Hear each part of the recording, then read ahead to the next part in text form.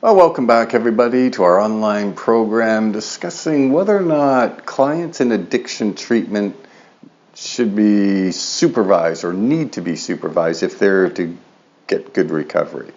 And last episode, we talked about what the research said, which was the best way to help someone deal with an addiction is really to treat them as a valuable human being.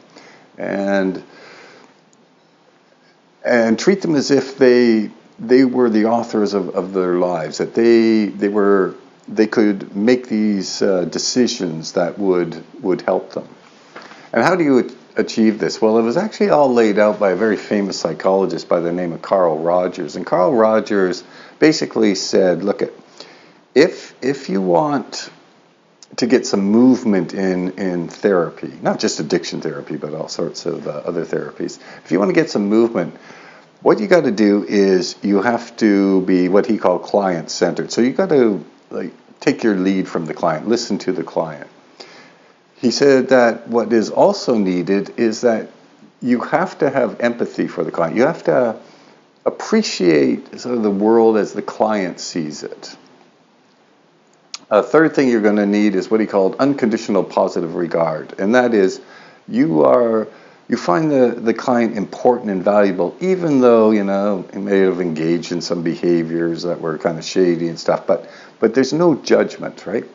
That's what unconditional positive regard is. And then the fourth condition that Carl Rogers highlighted was you got to be open and honest with the client. You can't pretend or you can't say things to make them feel good or anything like that. You actually have to be genuine with the client. Okay? So these, according to Rogers, were the necessary conditions. And the reason why they were necessary was that the whole key to therapy was that you actually had to allow the client to feel free to be himself or herself. Okay?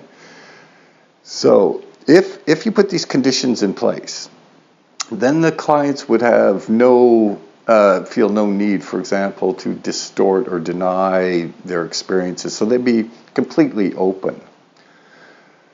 Now, compare that idea to a facility that feels it needs to control people, that sends this message to clients, we don't really trust you, right? So, or we don't think you're capable of making good decisions, so we're just going to fill up your day so you have no free time to get into trouble, right?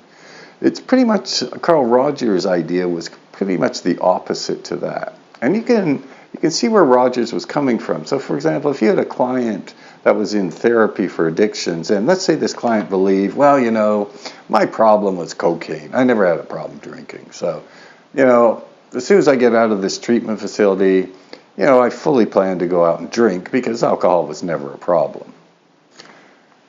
So that's what the client truly believes.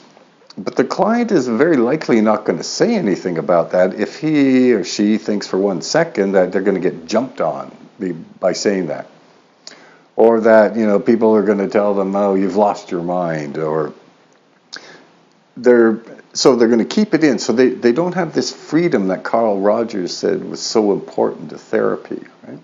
And this is really an important point, because if you have this, what I've heard described as lockdown facilities or boot camps or anything, but any place that sends a message to a client that you have to be controlled because you're not trustworthy, you're all liars and manipulators, et cetera, you're not going to have them feel this freedom just to be whoever they are in the moment. And according to all the research, this is like a fundamental necessity for good therapy, that the client feel free to be, whatever he is in the moment. All right, that's this episode, and we'll be back next time with our last episode on our question, do we need to control clients in treatment?